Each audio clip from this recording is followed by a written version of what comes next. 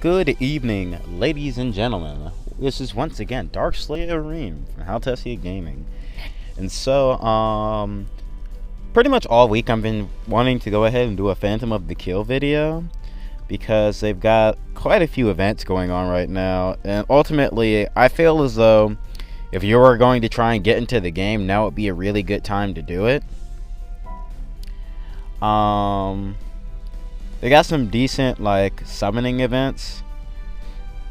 I can't really show you the one I wanted to show you because I already did it for today. But until January 18th, I believe, they're letting you do free rare summons. For you get 2 free rare summons a day, so that's really amazingly good. Because honestly, probably what I would consider one of the main flaws is that they never really have good summoning deals, I guess you could say. I mean, it's not that they don't have them, it's just they're never really very good. So yeah, and they also have this New Year's quest thing, where if you beat it, it's like a once a day New Year's quest, but at the end of the quest, you get a guaranteed drop for Tyrfing. And she's a 5-star capable unit, so that's another really good thing. But essentially, the quest's honestly not that hard. Honestly, if you have a 0 friend, you could probably solo it. So yeah, I'm going to do a run of it. Yeah, most of the time I never have too much trouble with it. I just solo it. To be well, not necessarily solo it, I auto battle it. And unlike most of Gumi's games, auto battling in this game is kind of atrocious. They make very, very, very terrible decisions frequently. For those of you who are new to the game, this is basically mobile Fire Emblem. Mobile Fire Emblem fused with Brave Frontier. So yeah, it's essentially, if you've played a Fire Emblem game, you know how to play this game. So the only difference is the squad building and the unit recruiting is basically Brave Frontier, because they got the player cost, they've got they got the player cost, they've got the gems for summon and stuff, and all that jazz. But yeah, as you can see, the actual layout and level design and whatnot is very, very similar to Fire Emblem Awakening. So yeah, and I guess in some sense to Fire Emblem Fates too. Essentially, this is, if they're I honestly want a Fire Emblem game styled like this, because they really make use of they have the over the top animations from Radiant Dawn, and the character quotes and whatnot that are present in Fire Emblem Fates. The only reason why you don't hear them right now is because I have you can see I have it set to fast play to sort of speed through it, because obviously this is a mobile game, so some of the animations come out kind of slow. It's not super slow, but actually I'll probably just show you. It'll honestly be easier. Oh, perfect. We get some enemies just to showcase my point. just for a moment here. Hey, you chill out. So let me see who activates theirs. He actually has a pretty high rate of activating his custom skill or whatever. As you can see, he absolutely destroys this level. So turn off the fast play.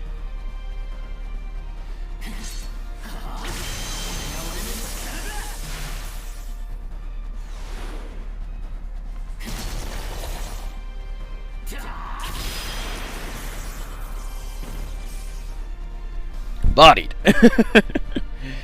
But as you can see, they have the animations in themselves are really, really cool, but you get tired of seeing them. With every game that has really cool animations, you get tired of seeing them. As you can see, they have character quotes and whatnot and everything for when you attack and whatnot. Although to my knowledge, they don't have any English. It's all Japanese voices and whatnot. But yeah, they have their character quotes and all that jazz. There are no subtitles whatsoever. Like, the only reason why, like, I think I was actually able to, like, just figure out what they were saying one time because, like, I actually just, like, paid attention to what was being said, and I was like, oh, wait, they're introducing themselves. Like, if you actually go to, like, the unit info or whatever, they talk. Like, they talk so much. Like, but yeah, if you turn up the speed, like, all the character quotes and whatnot are completely, like, gone. Because naturally, they're not going to have them, like, talking super fast, like, this speed race or anything. But yeah, I like to, like, speed it up. This level in particular is kind of, like, it has a bit of a slow start. Because you have to go through that little corridor, and then you have to deal with these archers that are just raining arrows down. I would not honestly wouldn't recommend bringing flyers to this because well Pegasus Knights, I guess you could say. I wouldn't recommend bringing Pegasus Knights to this because archers, and the archers are just body your Pegasus Knights unless you have like ridiculously strong Pegasus Knights. Because like one thing I've noticed that the Pegasus Knights, and essentially every knight that isn't basically a sword master or a myrmidon, always have like really high cost because they're really good.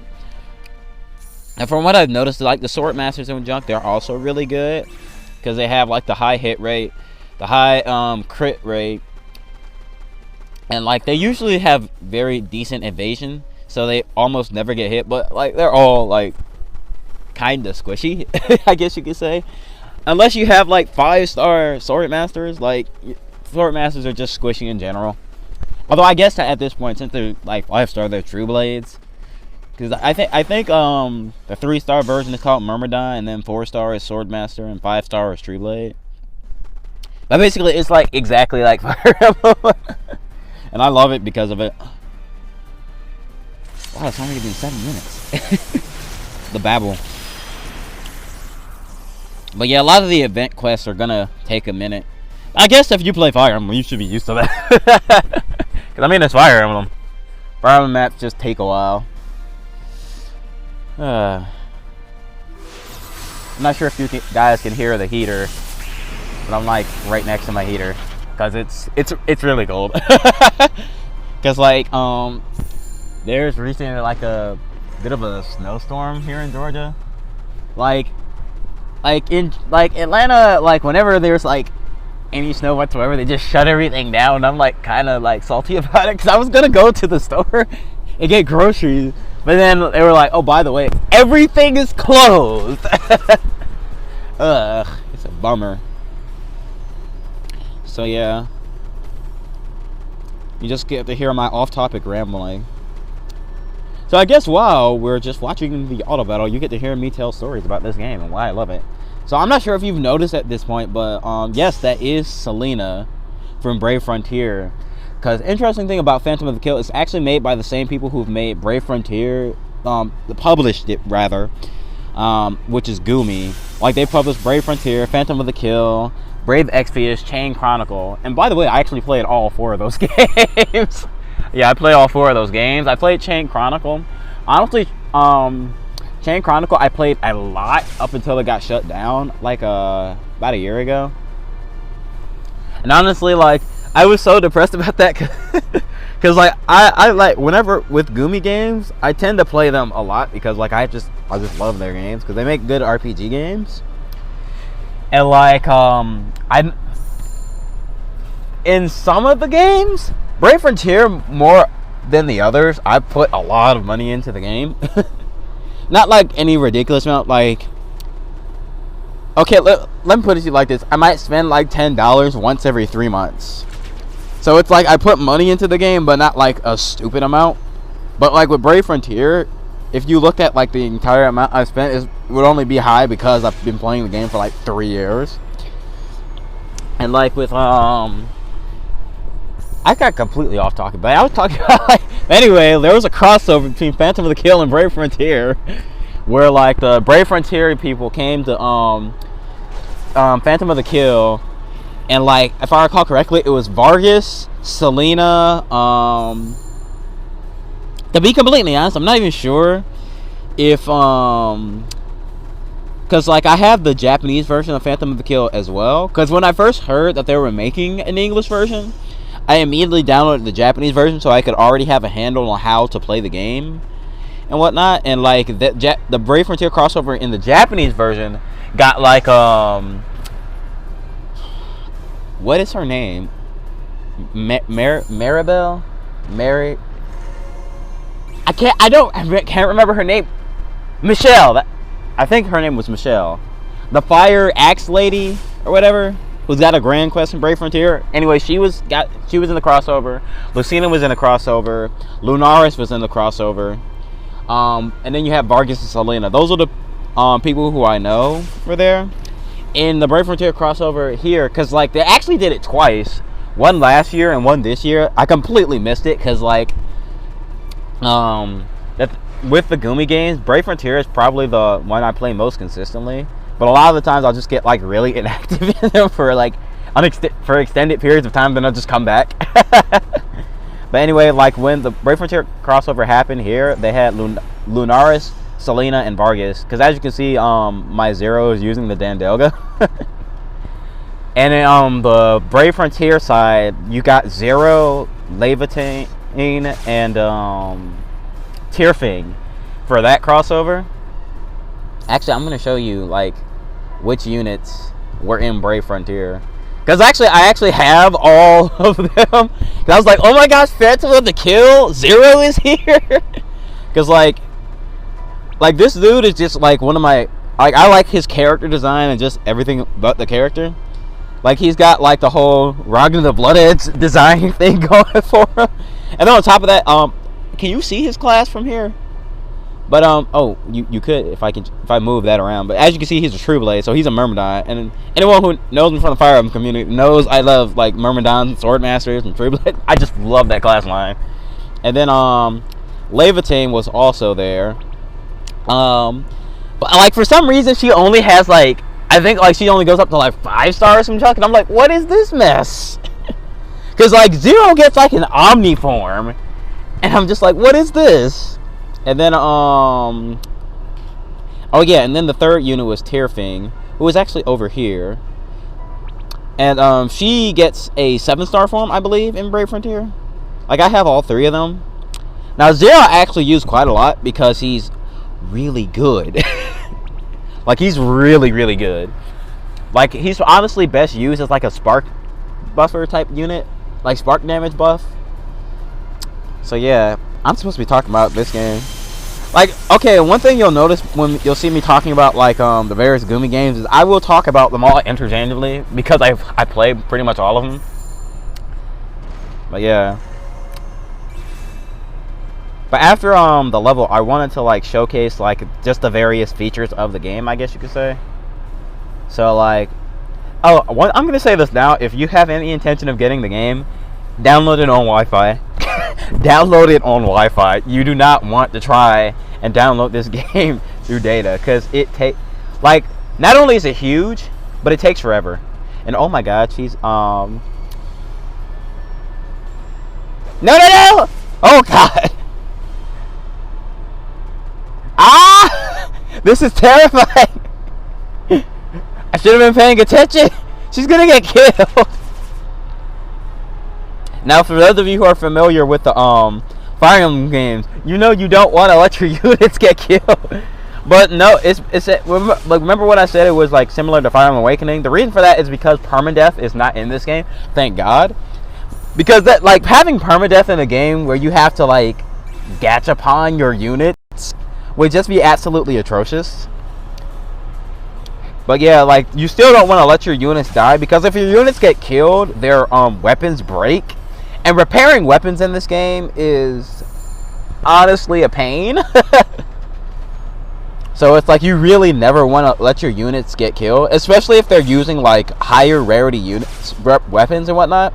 Because like, sure, if you have like the 1-star swords or whatever, it's like it's okay, because you get 1,000,000 of those. Like you really do. Like, I honestly find myself like having to sell them all the time, because I always have an abundance of like the 1-star weapons, and even to some extent the 2-star weapons. But yeah, I'm just gonna go over this real quick. So, like, you can bring items or whatnot, like you can in Brave Frontier, but you can only use items at the very beginning of the turn. Like in Brave Frontier, now that I think about it. Because, like, after you move anybody, you can't use items anymore. So yeah, I'm gonna go ahead and heal her back up so that she doesn't get killed. Now, I'm not sure if you guys have noticed this or not, but, yes, this is also Leva Team. Because, like, in this game, you can get, like, alternate versions of the same units. So you might, like, I think this version is also a True Blade, but she has, like, a different skill set or whatnot. So, yeah. She has, like, different skill sets, but this is the one that can go 5-star. So, this, honestly, the better one. But this one may give you more mileage, because you actually get, like, you get this unit as, like, a 2-star unit. And she can only go up to 4-star, but, like, because she can get limit broken. But yeah, I'll talk about more about that afterwards. But for now, let me see. Can I actually just, like, okay, she's a little bit too far. Now, basically, your goal for this mission is to kill Tyrfing, because once you kill Tyrfing, you beat the level, basically.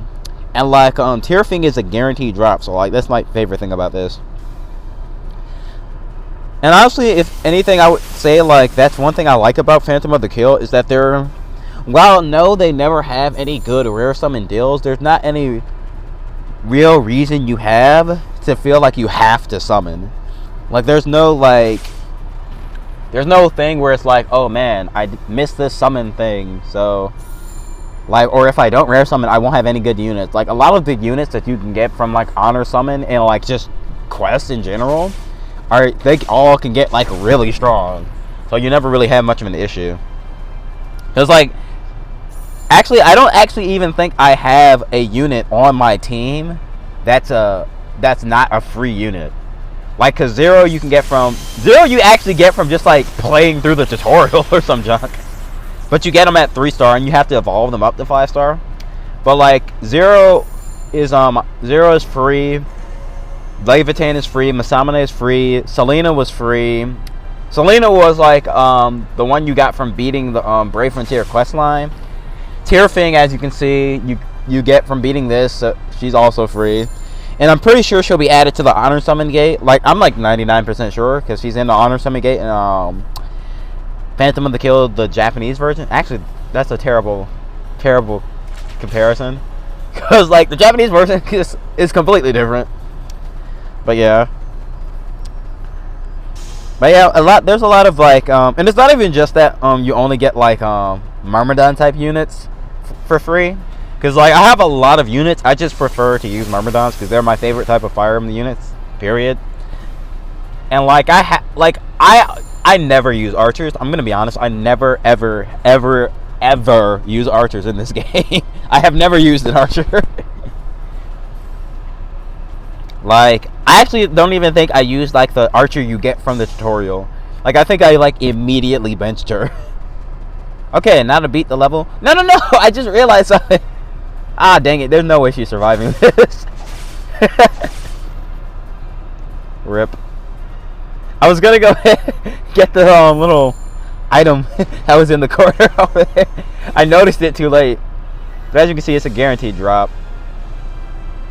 So yeah, that's a clear. Ultimately, like, if you're, like, just starting out, you might have trouble with it. But, like, if you get, like, a strong friend, you can literally just, like, solo the thing. Have them solo it.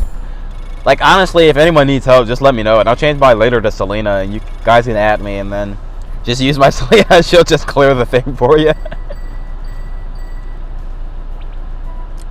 So yeah, I'm gonna go ahead and go through, like, the units to sort of showcase the units.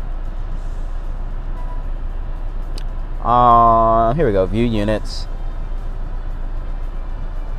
Now here's the thing. This is actually another one of the free units, and she's actually a sword wielding Pegasus Knight, or rather a Phoenix Knight. Basically, she's a flying sword woman, and she's, like, really strong. She has 5 stars, whatnot. Let me see if I can. You can hear her talking in the background. Oh, also, you see the little friend level thing? This game has support levels, just like in Fire Emblem. That's another thing I find really cool. As you can see, her supports are all with sword type units because those are like the only units I ever use. I have units in other classes, but I just like I'm like 75% sword units. And as you can see, like even looking through my units that are in party, you see like there are no archers because I never use archers. You got actually let me go over my units that are actually that are free. So at this point I'm just going to click on units that aren't free that are in the party. So she shut up. Stop talking. God, these people talk too much. Oh my god, you're not done.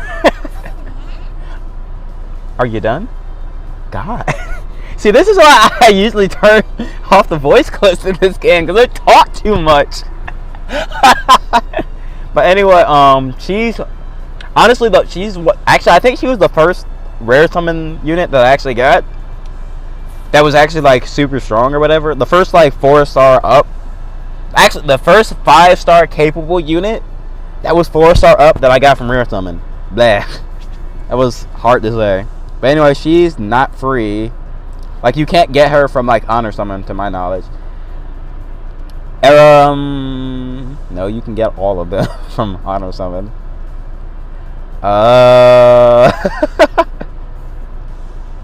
You see, the thing is, I actually rarely ever like rare summon in the first place. The only reason why I've been doing it recently because they have the free summon thing going on.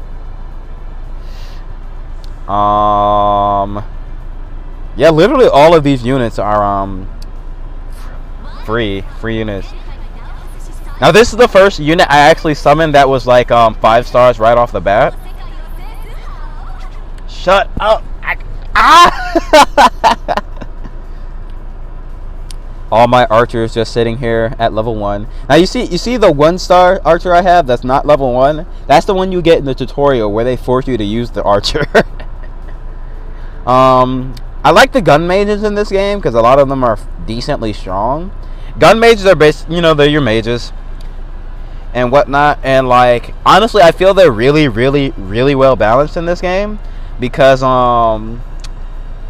unlike in like they still have all the benefits of mages in Fire Emblem, but they have one thing that like balances them, I guess, and it's that like when they attack they have to use some of their health to attack, so you can't just send mages at everything or else you might get yourself killed.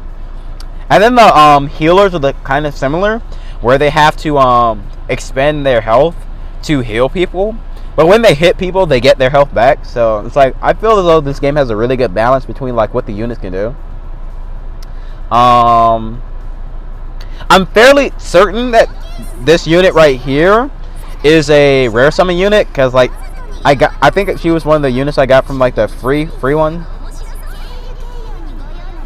I think these are the same person. Oh, they're not. God, shut up! Why did I... Like, the only reason why I have it turned on right now is because I turned on the sound effects for the video. Now, the thing is with me, like, I honestly, like, almost never use, like, healers. Like, most of the time, I just use my sword master to just have them... Like, this is my game plan most of the time. Kill you before you kill me. Also, there's a limited amount of, like, recovery items you can buy per day. So, yeah, you want to make sure you buy your, elixirs every day. Because, like, these are very important on, like, the harder levels, I guess. So, yeah, there's that. Trying to think of all the like important stuff. Ooh, these actually like rarely come to the shop.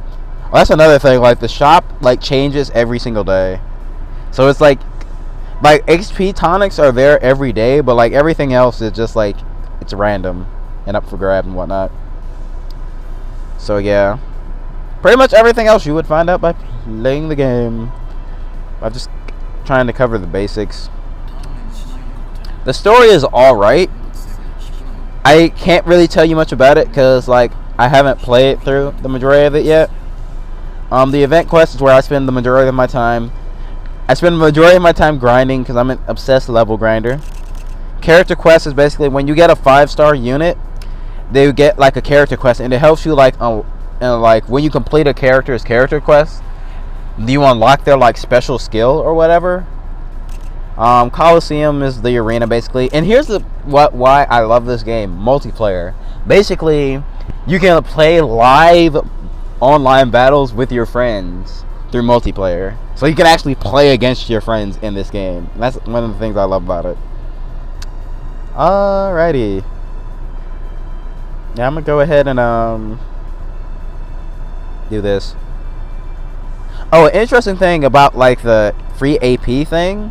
So like you can't have more than double what your AP is, because if you get one of these, a free 40, and it goes over how much your full amount of energy, you'll just like go into like overlap or whatever, but it won't go over what double your current like full amount is. So you see how I have 43 at full? If I were to take this, it wouldn't go higher than 86. So yeah, there's that. So yeah, make sure you do your dailies and all that jazz. Anyway, this is Dark Slayer Reem signing out.